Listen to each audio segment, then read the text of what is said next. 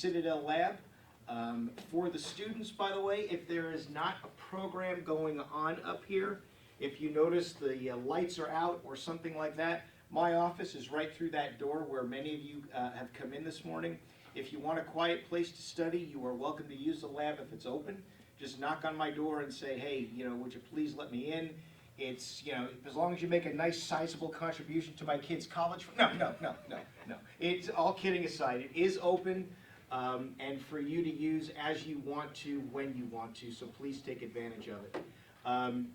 Dr. Thompson and I will more fully introduce ourselves in a few minutes after we give Dr. Russell Clayton a chance to make his presentation.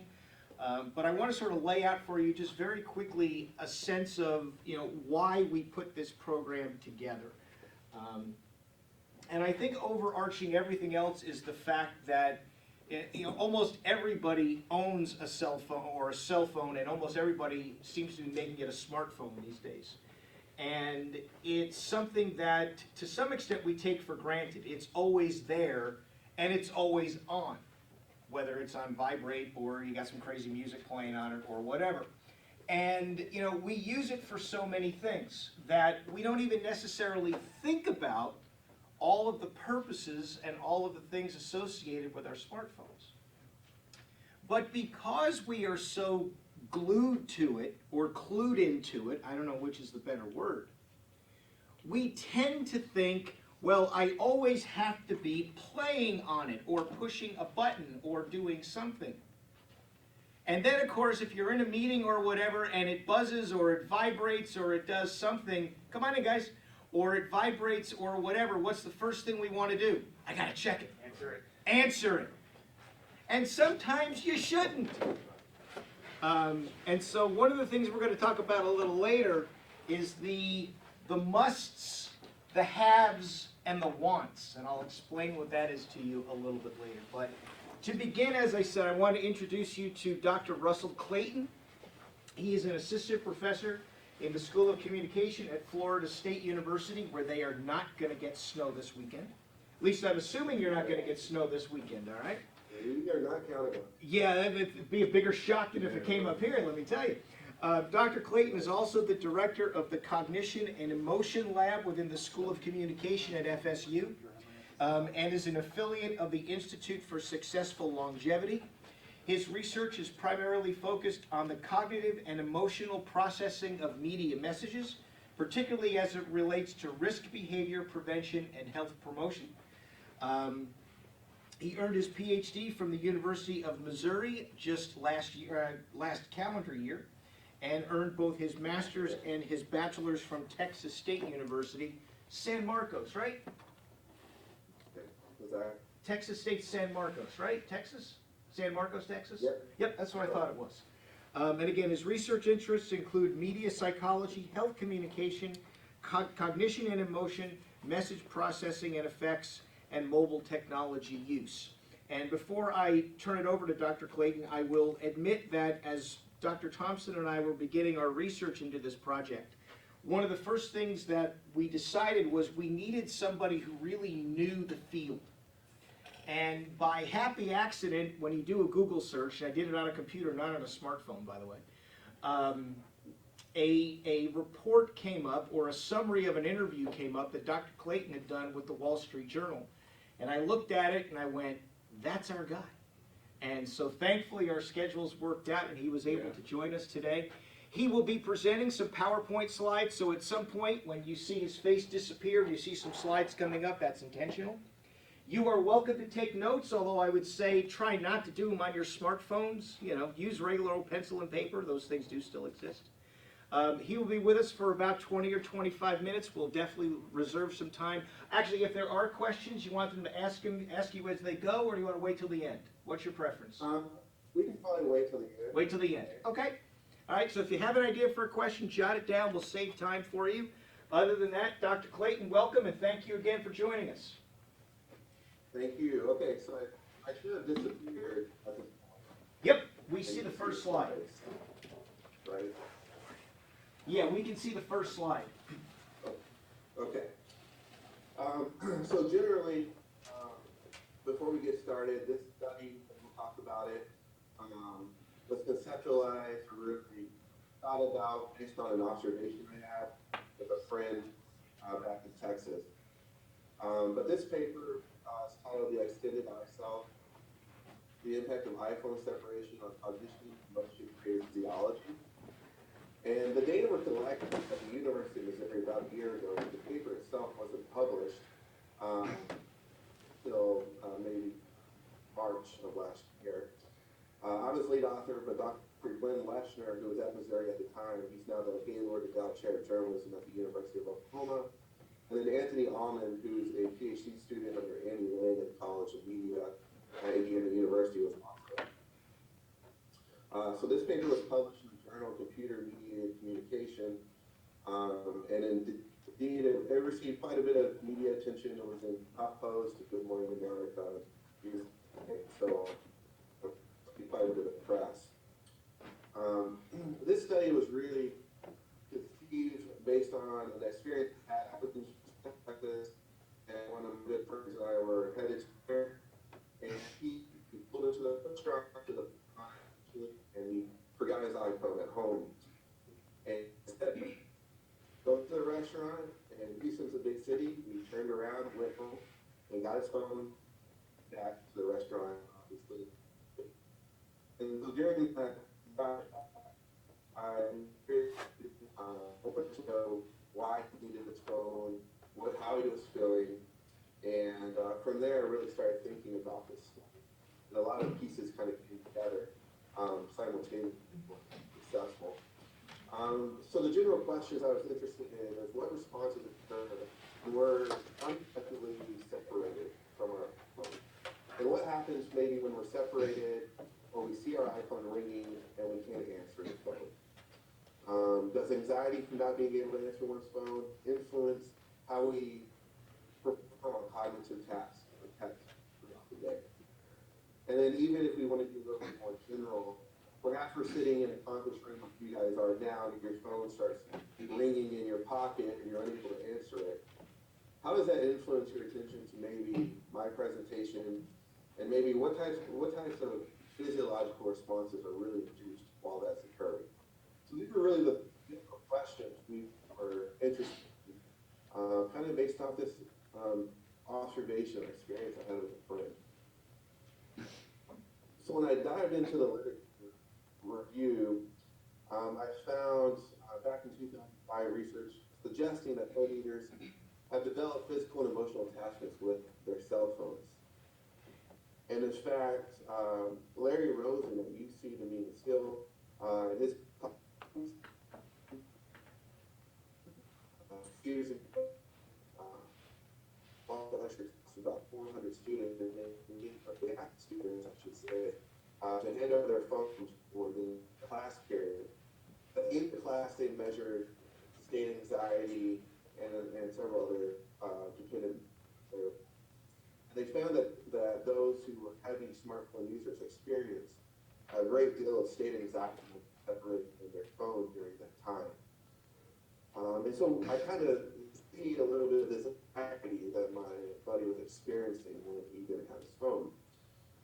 But if users are actually reporting anxiety, then we should have some type of physiological responses or manifestations that suggest that we are indeed experiencing anxiety. And typically when we experience anxiety or stress, we see blood pressure, heart rate decrease, which immediately being a cognition and emotion researcher and media psychology, I thought, well, why not measure blood pressure and heart rate and look at physiological responses rather than just relying solely on self-report, which hadn't been done yet. In 2002, there was research suggesting, like Dr. Moretti said, that we're glued to our phones.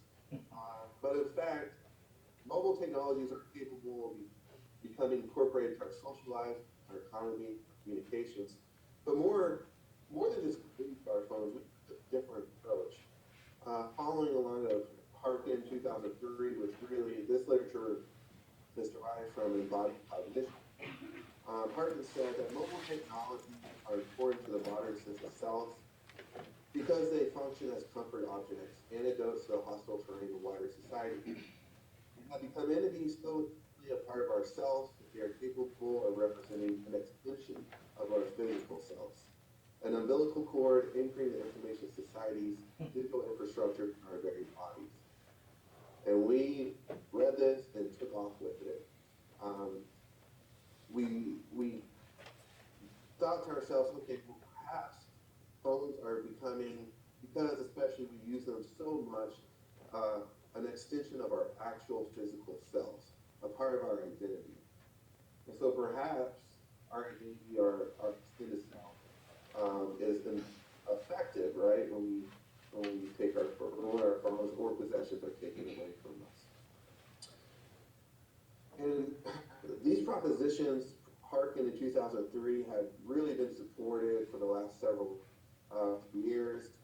For instance, young adults aged 18 to 24 send an average of 109 text messages per day. That may be surprising, but it's really not. Or roughly 3,200 texts each month, while also checking their cell phone 60 times a day. Moreover, smartphone users use their smartphone as an alarm clock. This is me. And even sleep with their phone pillow on their bedside table. And recently, again, Larry Rosen, who wrote a book, if you're interested, called Eye Disorders, just published a study in sleep health, examining the influence of sleeping and sleep quality, for that matter, how your phone being near you, using it for multiple purposes while you're sleeping. So you can look that up if you're interested. But it's Larry Rosen published. But in general, this usage with our phones really gives us this idea that we're attached, gives us this affinity, that we're constantly connected to the world, and that's been associated with feeling less alone. So there's a wide body of literature suggesting that we are indeed using our phone excessively, even when we should be or are becoming highly dependent on having our cell phones with us, specifically smartphones.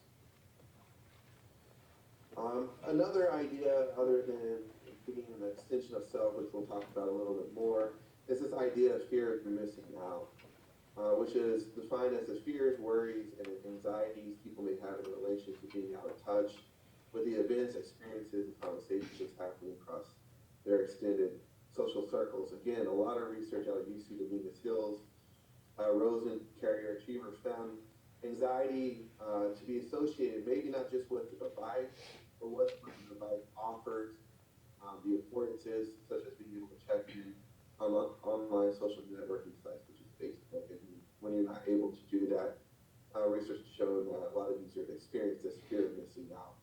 So we really see this FOMO applying to technology quite a bit in today's culture.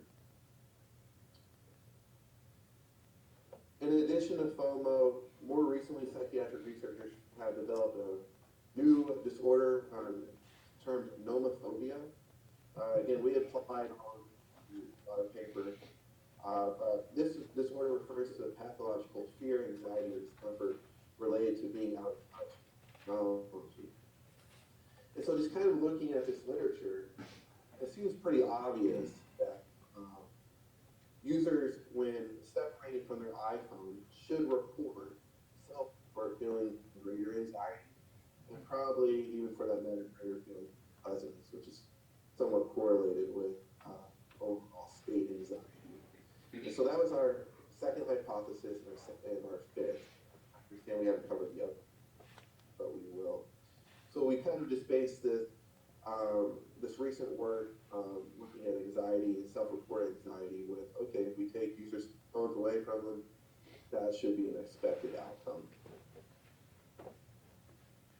In terms of our theoretical framework that really guided our study, extended self theory proved out a consumer roughly 1988, 2013.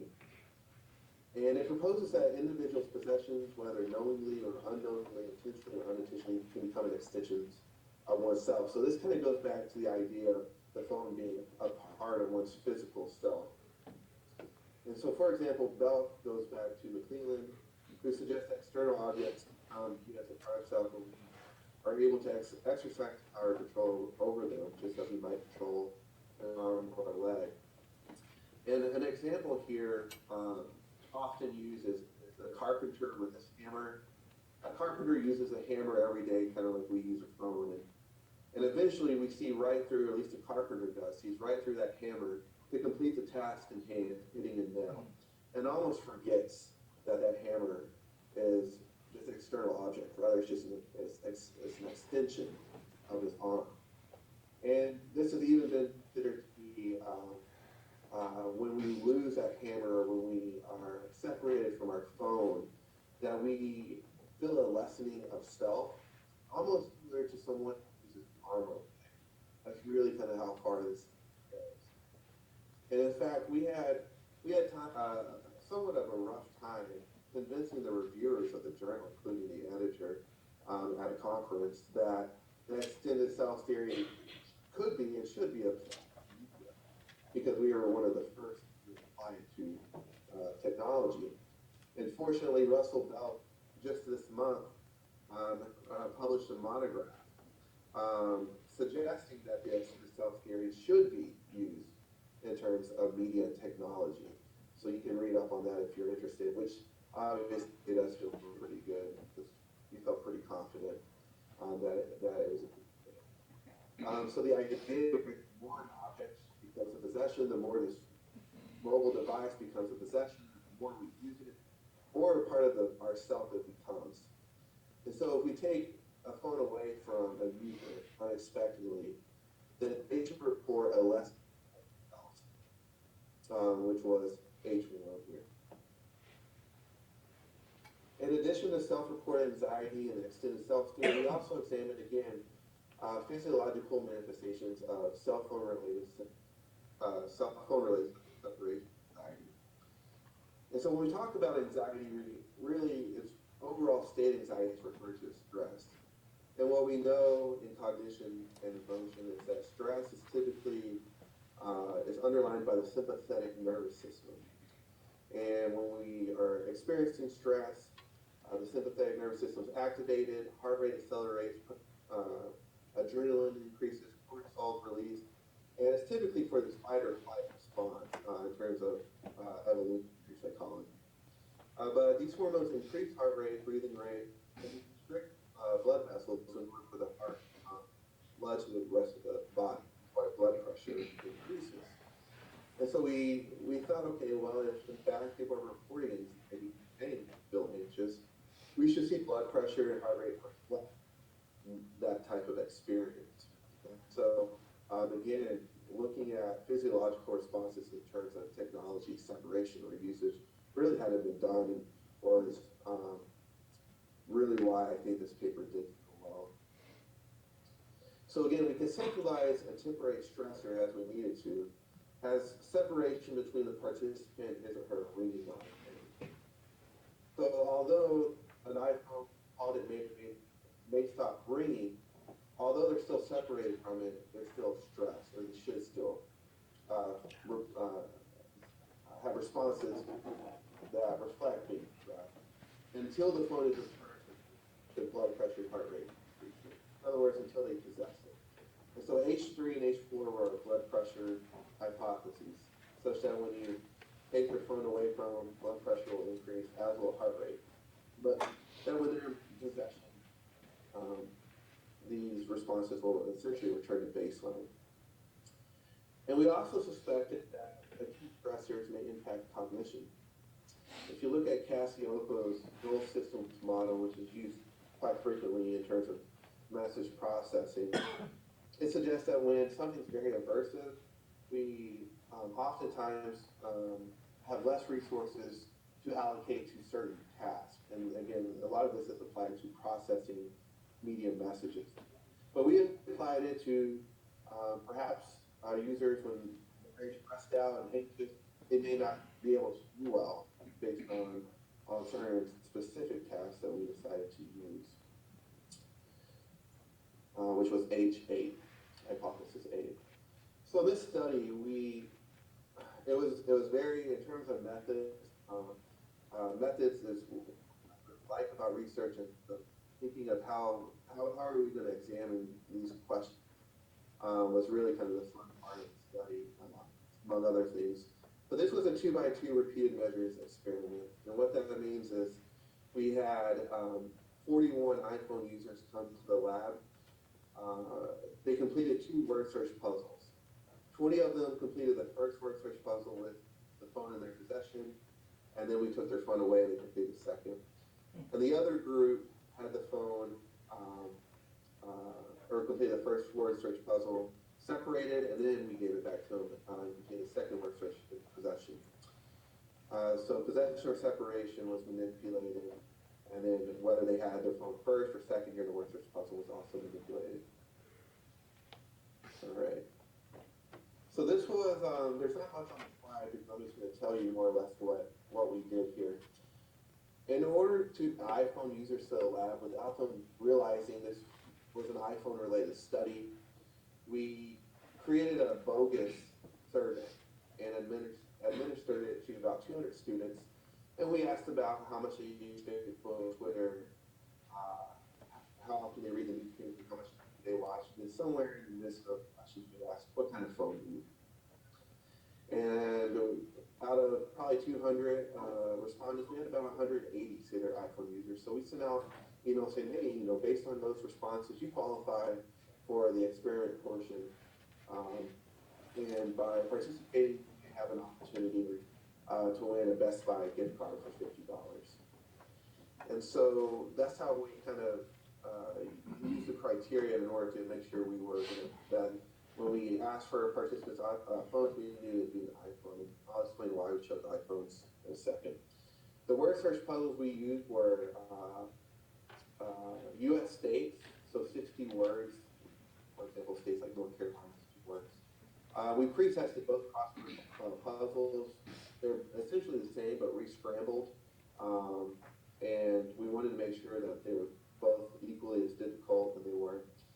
And then at the end of the study, we asked participants whether or not they knew this was an iPhone-related study, or whether they knew it was as common to them. So we wanted to kind of know whether or not they had any idea what was going on. Come to find out, they had no clue. So a little bit more about the dependent variables here. We measure cell phone extension. There's an extended cell scale. And an item, including the scale, is my phone is part of who I am. I believe there's 5 to 7 items, and respondents rated these statements, so strongly disagree and strongly agree.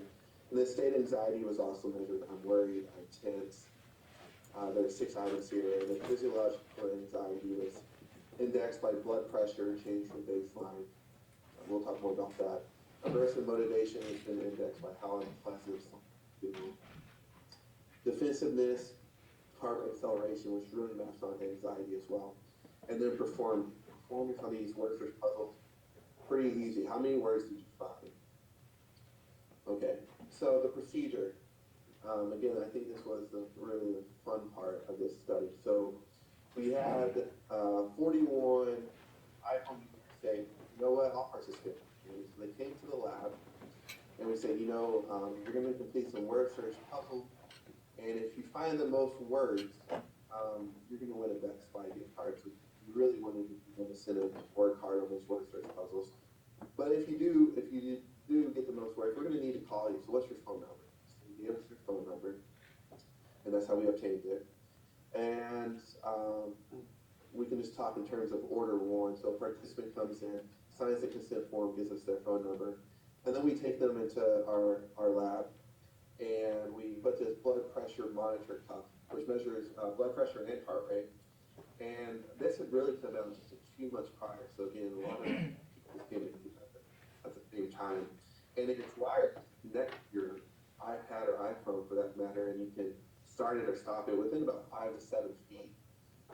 And so we told the participants we're interested in using this blood pressure cuff, and whether or not it's really something that's reliable and something we want to use in the future. So you're going to complete some word search puzzles, and this may or may not go off, but try to remain still and don't get up from your seat at any point. Try to find as many words as possible. You have 5 minutes to find as many words as possible. And again, you'll win that Best Buy gift card if you find the most words. But before we started that word search puzzle, we did measure their baseline readings. On average, baseline for blood pressure is about 122/78, which is about right. Blood pressure is typically 120/80, and heart rate seemed pretty average as well. And then we said, okay, you have 5 minutes, and gave them the word search puzzle. And so at this point, the phone is connection, and we know if they have an iPhone. And so at minute 3 of the word search puzzle, we send a signal saying measure blood pressure, heart rate, and it sends the data to your iPad, which you can export in Excel. And again, their responses seem almost similar to baseline. After they completed that word search puzzle, they answered the state anxiety and unpleasantness questions again at the point where we have no idea why they're answering those items. And once they were done, the researcher and myself went into the lab, and I said something along the line of, I think we're not getting very good readings with the blood pressure cuff. We may be getting some experience. Is it possible your phone is in this room? And of course they say, and they hand us their iPhone. And the reason we chose iPhone is because it's easy to disable silent mode kind of discreetly. So I said, okay, do you mind if I place your phone further away from it?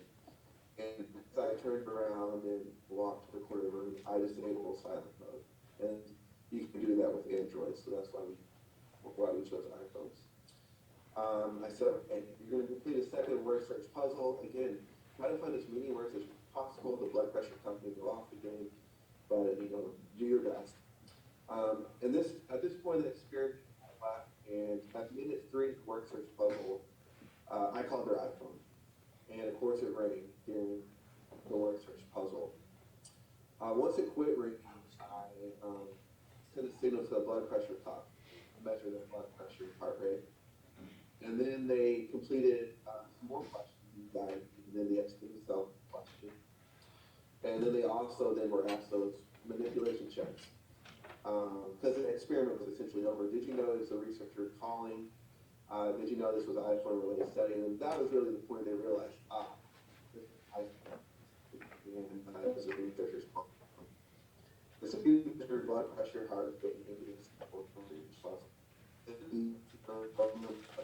voice, and that we were interested in the blood increase or not in anxiety and performance and so on. And so that's really kind of how we executed the study, which was very creative in my opinion and a lot of fun. So looking at the results, I'm going to walk you through this. I have a table that explains a little bit better. I don't know if you can see it. But looking at just their anxiety, so time 1, so this dark line is the group who had their phone first in the first word search puzzle, but in the second word search puzzle, we took their phone away. And we see that anxiety, self-reported anxiety increased. They were separated. For the other group who were separated first, anxiety was highest, but when you give their phone back to them and it's in their possession, anxiety drops. And we see that for every single measure. Blood pressure for systolic and diastolic.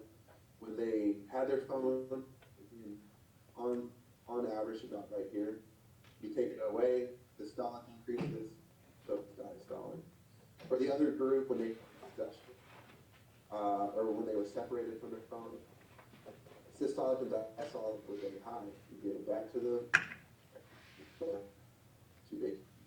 We see that across all of our routine variables, and the word search puzzles too. On average, when they were possessing their phone, they were about you take the phone away, they're on less words. They get pretty easily. That's challenging word search puzzles. And the same was true for the other group. They found less words, but when they were separated, when they were in possession, they found more words. And so this might explain things a little bit better if I wanted to include it. So essentially in possession, 4, separated 2.68. For the other group, they were separated first. Separation 2.65, but back to 2.3. systolic, diastolic, in position 14 for 75, pretty good. When they're separated, those go up. For the other group, when they're separated, it's pretty high, but when you give the phone back to them, it drops pretty drastically, actually. Again, performance heart rate was the same, as per unpleasant self-report questions. The word search puzzles, they found about 8.5, 9 words in possession. Take the phone away, performance dropped. When they're separated first, performance pretty bad. Give it back to them, all of a sudden they could find better words, or more words. Hey, Russell, I need. So we had significant interactions across every variable we measured here. It was a pretty strong manipulation, to say the least. Hey, Russell, I gotta So jump in real fast here. The data showed that the inability to use iPhone while it was ringing activated the hoisted motivation system from precedent. And you also see a decline in cognitive performance. In addition, levels of anxiety, blood pressure increased in response to iPhone separation, and acid unpleasantness and anxiety. And it's interesting to note that anxiety reflected blood pressure, such that anxiety and blood pressure were both high when in separation, but in possession, anxiety and blood pressure returned to basic. And then we also found when participants completed the word search puzzle with their iPhone, they had more words, but performance decreased, as did heart rate and blood pressure. Anxiety really decreased when you give the phone back to them, or when they had the phone first. Looking back at this extended self-view, this was also supported. So in that bogus survey we had at the beginning, when we first were trying to recruit iPhone users, we measured this extended self theory and then pulled the respondents' data, the participants who responded to the experiment, compared from the and compared their extended self as a from the survey and the questions when they were separated. Hey, Russell, can I jump in real fast here? A lessening of self when they were separated from their phone when compared when they tested this theory. Hey, Russell, can you hear me? This finding shows that cell phone users are capable of viewing their iPhone as an object of their extended self, which can be negatively impacted during separation. There's a lessening of oneself. But of course, this finding alone, whether technological devices are capable of becoming incorporated into the extended self. And of course, when separated, there's a lessening of self, and we see the similar anxiety and physiological responses. And again, Russell Bell, in his 2016 article, suggests that that's likely to be true for devices. Russell, can you hear me? Yes. Okay, we've got 2 other parts of the program we have to get onto in a couple of minutes. Can you maybe take 2-ish minutes to wrap it up? Okay. Thanks. So this should be the last slide. So the readers of this study may believe that the reading of the iPhone caused people to be distracted in the word search puzzle. But we actually found that anxiety significantly did less performance on the word search puzzles. And then we also found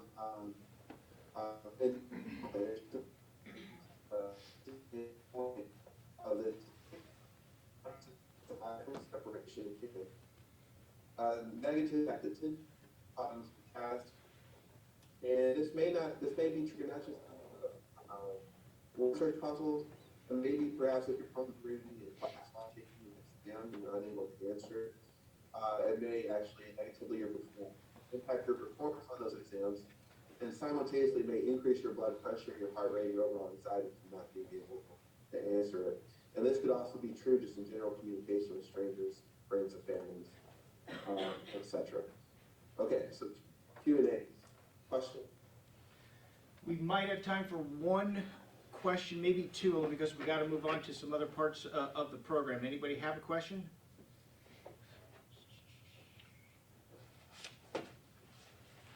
Okay. All right, then, Russell, I will let you scoot with a big thank you on our end for taking time out. And as I said, don't if you want some snow coming up to the East Coast or Midwest this weekend, you'll get some, huh? No That's thanks, okay, you huh? guys be Yeah, safe. you'll keep I it. won't think about it. All right, hey, thank you. Have a good weekend, huh? Thank you, Russell.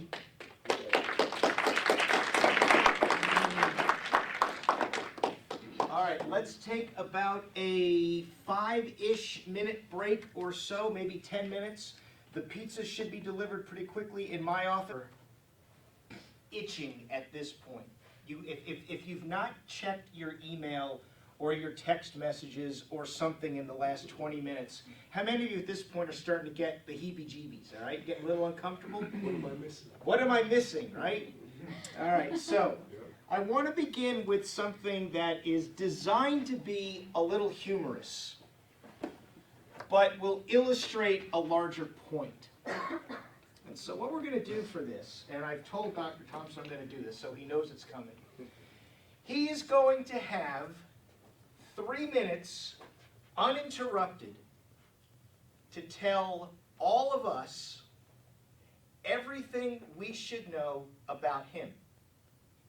And I am going to do what almost every one of you in this room wants to do during that 3 minutes.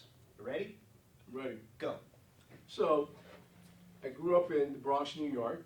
I Uh-huh. basically went to University of Maryland, ran track, spent some time in the Marine Corps, Uh-huh. and lo and behold, I met a young lady from the Valley, Western PA. Here I am since '98 in Western PA. Thought I was going to get back to DC, didn't happen, but I'm not looking forward to the snow. Got 2 girls. What else can I think of? Anything else that's important about me? You threw your girls in the snow? No, I didn't throw my girls in the snow. But Is that going to be on the test? no, it won't be on the test. But the biggest thing is I'm very passionate about young people. I have a daughter, a sophomore in college, and personally, I want to make sure that she succeeds in life. And trust me, I get on her about her smartphone and how she uses it all the time as well. So that's a little bit about who I am, guys. Did I see anyone working on their phone? Now, Okay. for how many of you did you look at me playing on my smartphone and thought one of 2 things? God, I wish I could be him right now, or God, I'd never be that bad. The second one. Okay, Both. both. If you think about something that Dr. Clayton talked about, he talked about how wired we are to these things. And I believe at one point he used the phrase, it's kind of like an umbilical cord.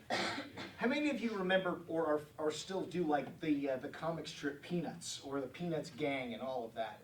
Oh, I did. All right. Scooby and Woodstock are the best, hands down. Absolutely, I completely agree with you. The blanket guy, Linus. This, if we were Linus, this is our blanket. We carry it everywhere we go.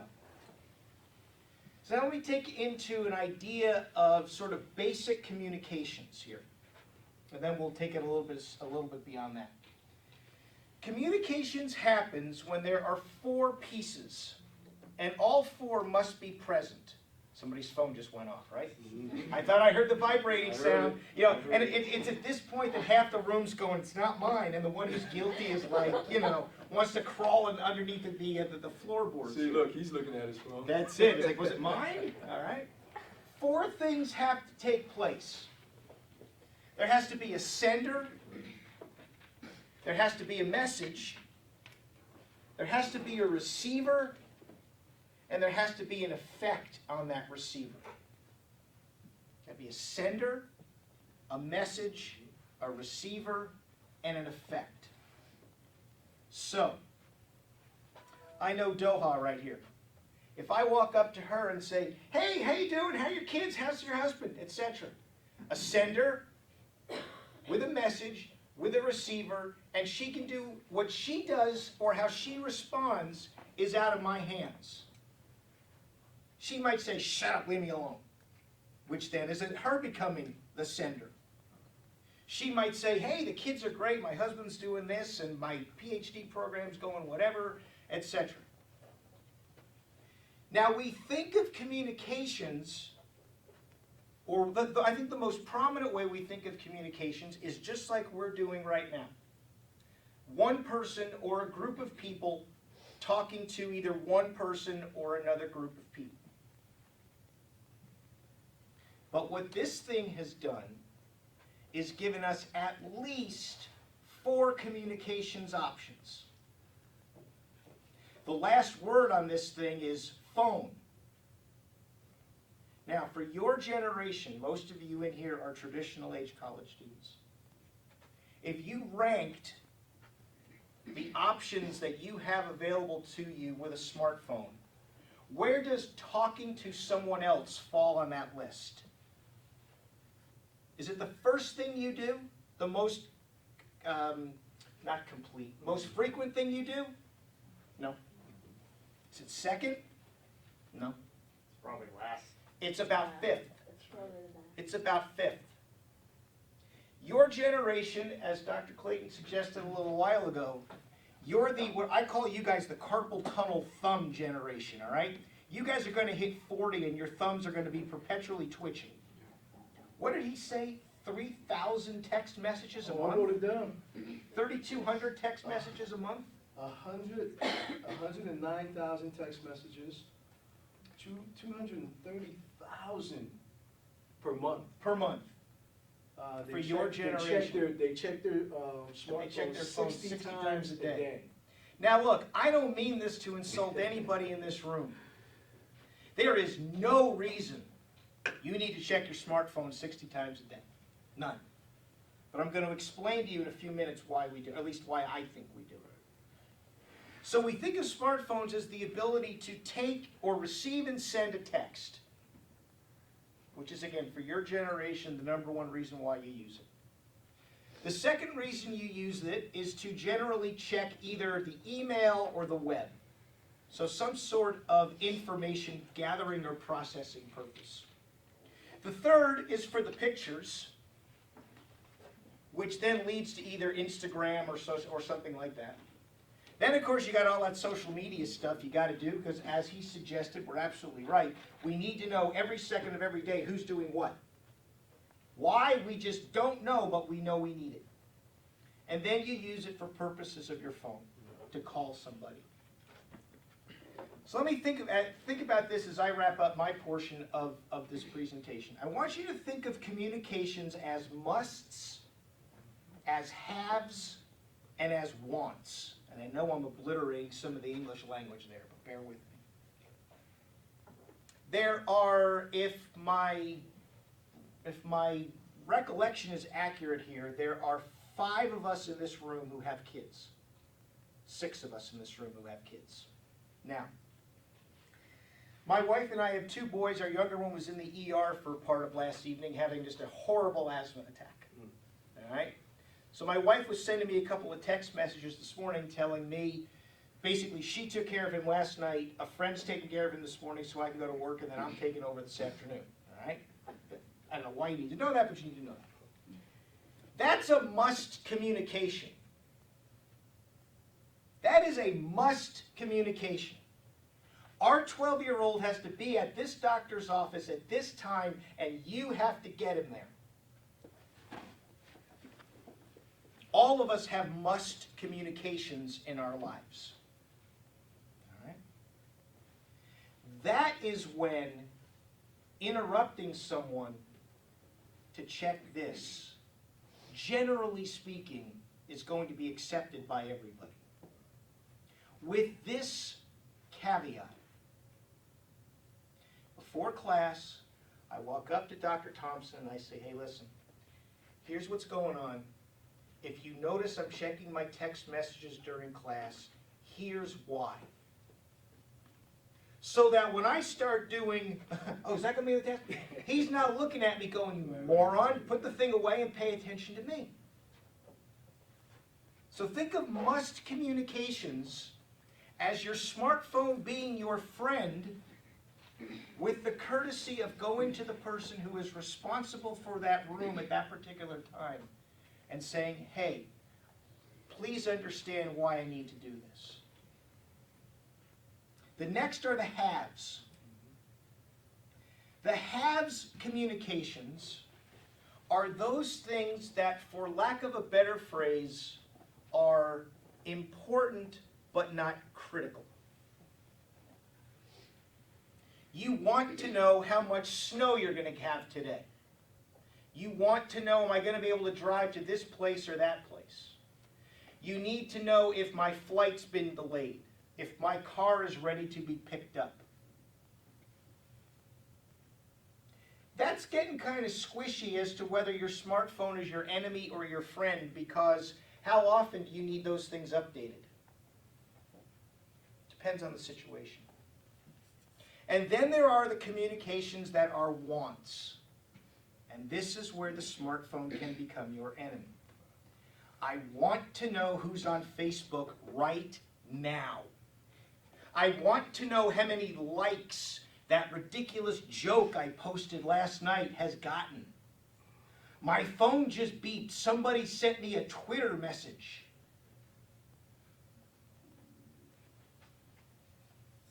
Your smartphone at that point has become your enemy because you've let it become a base decision.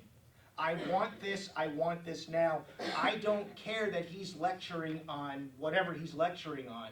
I need to satisfy my own needs, my own desires at that particular moment.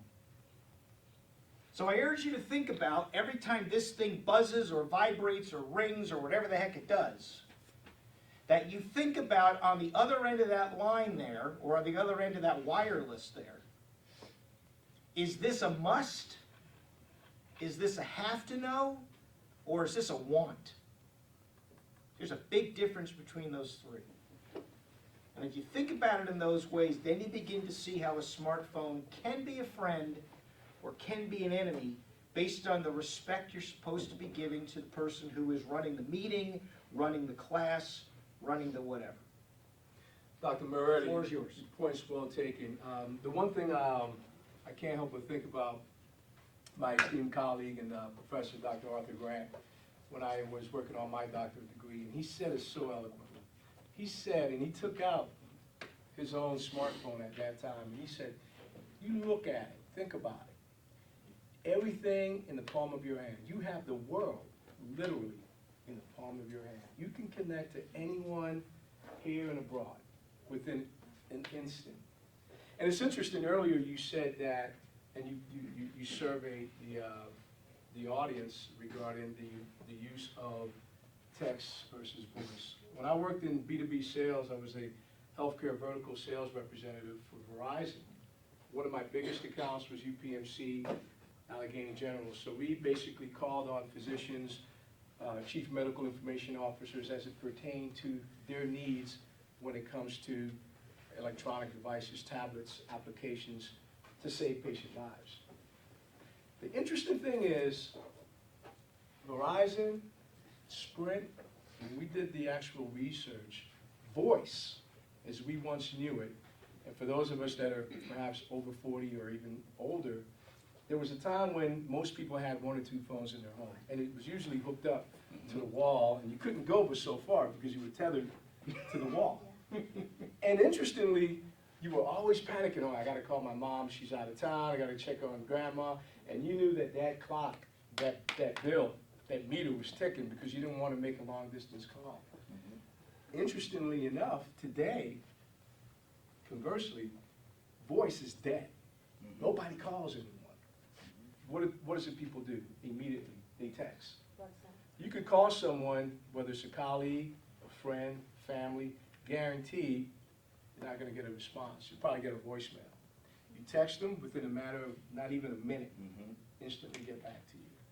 So we have the opportunity now, we have the power to basically pick and choose who we want to speak to, when we want to speak to them, and we can casually say, well, listen, you know what, I'm not feeling well, and put on an emoticon with a sad face. But you know what, guys? You guys have the power to do that. But, in keeping with Dr. Moretti's point, this device can be your enemy and it can be your friend. And you have the power of choice in how you manage it. It's a great tool. As Dr. Clayton had mentioned in the video, in the PowerPoint presentation, just like that carpenter, it's an extension of you. Carpenter can't go on the job, can't do his job well without the use of a hammer and the nail to put that wood in that structure, right? You can't really function that well. At its core, the reason why I approached Dr. Moretti and I don't want you guys to leave without this. The reason why I approached Dr. Moretti and I said it's important that we have this program, and hopefully we may have a follow-up, is because what you guys are doing right now, you're paying a lot of money and time and effort to learn a particular skill, right? Whether you're a graduate student, undergraduate, it really doesn't matter. Dr. Moretti said it best earlier, when someone, particularly your professor, is standing here in front of you and he or she is providing you with very important information that may be on a test, that's going to be useful for you in your particular skill, in your field, and you're occupied with this thing, it's your enemy. It is your enemy. And the reason why is because I talk to so many students every day, and they will tell me, you know, Dr. Chet, I'm sitting there in class, but I'm like paying more attention to my phone. Well, guess what, buddy? You're not paying the phone $30,000, $40,000 a year for it to buzz. You're paying this guy or this other lady to stand here in front of you. And you have to put it in perspective, folks. And I say that sincerely because education is not cheap. Am I right, Dr. Schlein? Absolutely. We know that your investment of time and effort is worth a lot. Don't allow for this device or other devices to occupy your time. And that's why we're doing it, because so many students are losing out. They're missing out because they're paying more attention to this device. And I'm not saying, this thing is not going away. You know, the technology is only going to get that much more invasive, okay? That much more invasive. Our message to you, and the takeaway is very simple, ladies and gents. The takeaway is you have to manage it. You really do. What do you think will happen if you don't effectively manage this device? Not that I want to pick on you, but I just what do you think will happen?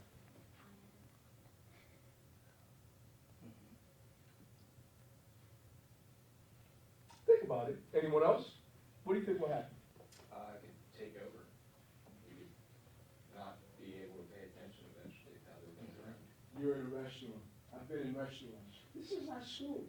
Cheesecake. How many of you guys like cheesecake? I love cheesecake. I know. I heard somebody say,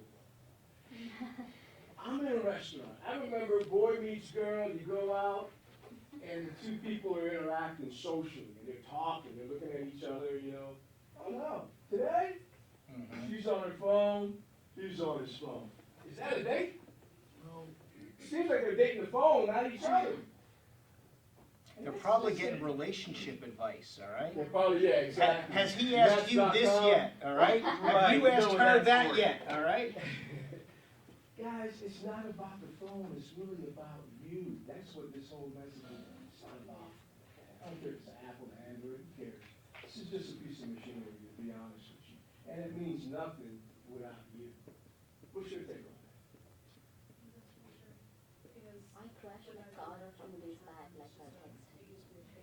So, Just a piece of fancy, it's a paperweight. And how many of you have ever lost your smartphone or, and the thing just goes blank on you? Can't use it anymore. Like you said, put it on, it's just a paperweight. It's nothing. You're the reason for this thing. You're the soul of this. You're the lifeblood of this device. Without you, it can't turn on, it can't turn off. Well, it'll run out of battery at some point, but it doesn't really mean anything. So if you could just think about, from Dr. Clayton's presentation earlier, think about some of the things that he talked about. Oh my God, my blood pressure is rising. He's standing up there, he's talking, he's lecturing me, but I'm getting a bunch of text warnings, or text messages, everybody wants to talk to me. Oh my God, so-and-so just posted something, but we have my post. Honestly, and you just missed a very important lecture. Does that make sense, guys? Makes perfect sense. That's the premise of this program. I'm not doing it just to stand here in front of you. You know, it's not gonna make me any wiser or healthier. It's really for you guys. Everything we do is for you, the student. It's to empower you. Anyone else? want to add to it? Because I know that you guys have a lot more knowledge than I do with this thing. I'm still trying to figure out how to use certain applications. Please go ahead, sir. You know, one other thing too is that, Stand up if you want. I mean, I want to hear your voice. I teach communication skills. And one of the things that I like when people talk, I've got to hear them. You got folks all the way to the front. So stand up if you want or just speak up. All right, another thing too about phones is that there's such a difference because this is emitting photons. And one of the things that like reading off of something else is just there are photons emitted, that's like staring at the sun, Oh, wow. So there are, what, health consequences, right? as you get migraines. Now, you raise a very interesting point, and then perhaps we can save that for another time, because in my research, there has been the issue of certain cancers and other things. Again, I work for Pfizer and Bristol Myers. They don't really want you to know those things because they pay a lot of money to the big guys in Congress and put a lot of money in the pocket. But if we really knew the very little secret behind these luxuries, we'd probably run away from it, right? So, good point. Anyone else? One of my students, what do you think? I know a lot of times phones seem to waste a lot of time. I feel like I have too many social media. I'm seriously, I guess, That's a very I'm good gonna say, I might cut back a feeling. Okay. Maybe just because I hate social media. She's over here like, oh my God, it's so right. Well, no, I know. Think about every single time you waste on social media. And if you just compile that, we talked about, what is it, 109,000? 230-something thousand messages a month? What do you think that equates to in time? If you were to just put that in time? Well, let's just make them, to make it easy, let's make it 10 seconds each. Any So what's math that? majors Any math in here? majors? No Let's do math on majors. it. How many seconds? Well, hold on. I'm using a calculator, I promise. Ooh, wait, I got an important text. I'll be right back. that is zero. But it's, if I'm not a mathematician, I don't. Maybe few days? If I were. A few days, maybe. Yeah. It's a couple That's hours. not that to me. But you could probably study maybe something over out there, right? Am I right or wrong, Max? Huh? I like where you're going with Is this. that true? It's very true. Anyone else?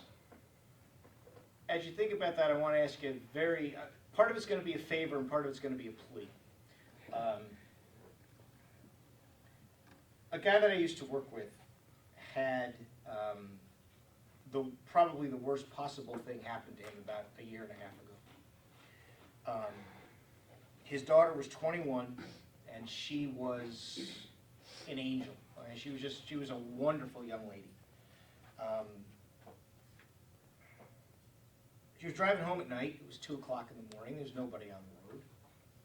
And she was texting somebody while driving. Came up on a big rig that was trying, if I remember correctly, trying to climb a hill. She died instantly. She died instantly. He will never be the same again. Again, I think 6 of us in here are parents, and if there's more of you, so be it. That's not a question of when your smartphone is your friend or your enemy. That's when your smartphone is begging you to no longer be on the face of the earth. I don't care what you do when you're behind the wheel, as long as you're doing it safely. But for the love of God, please, put the darn thing down. If we weren't recording this, I might have used a slightly more flowery piece of language at that point. But please put the thing down. Because I saw this man whom I used to work with, and he and I were not friends, so I'm not going to pretend that, you know, I felt this on a deeper level than I did. But I watch a man who was incredibly proud, somewhat stubborn, absolutely reduced to tears over the fact that there was not a darn thing he could have done at that moment to help his daughter. We're connected to them. We need them. Sometimes we need them. All right? If your husband's going out of town unexpectedly or coming home earlier or later and you got to get the kids, you got to know. If your little guy has to be rushed to the ER because of an ear infection or an asthma attack and your wife calls you, you got to know. Who's on Facebook, who's on social media, who just texted you, 99 times out of 100 isn't gonna matter. And I know that sounds preachy, but one of the benefits of being slightly above, okay, a hell of a lot above 40, is that you get a little bit more perspective on things. I can fully understand why you want to do all this. I get it. One of the great things about time and experience is that you learn some things do matter and some things don't. That text will still be there. That Facebook message will still be there. It's not going anywhere. You reply to it when it's right, not when you want to, but when it's right. And to your You get the point, last word. in closing, the 109,000 texts, we didn't get the math on that, but I'm assuming. That'd be 1,900,000. It's a lot of time that you will never get back. Mm-hmm. It's done. You can't get back. Okay? Just like if you spend all your money, that money is gone. You probably need it for other things. Time and money are very essential things that we all need, right? There's a lot of money on the table when it comes to this education at all, and a lot of time. Use it both ways. That's the point of this discussion. We hope to have follow-up and meaningful discussions like this, and I'm hoping that you guys can share this experience with your colleagues, your friends. It's important because, again, this thing is not going away. It's going to become more invasive. There's more applications out there. I can't even think of them. There's so many. But at the end of the day, you guys still have to live in the real world. This is a virtual world. Okay? Anyone has any closing remarks? Shad? Anyone else? Students? As we plan a second one of these, if there's a topic you think we should add Yeah. or something we should talk about, please do send one of us an email or stop by one of our offices and let us know. Yeah. Other than that, we're now going to give you a chance to check your smartphones if you want to. But we're also going to feed you one of the basic food groups of a college student's life. There's pizza in my office. Feel free to grab a piece or two, or probably even 3. I forgot what we ordered, but I think it's pepperoni and cheese. Yeah, just a I think. mixture. I think. Yeah. So grab some pizza. You are welcome to stick around in here.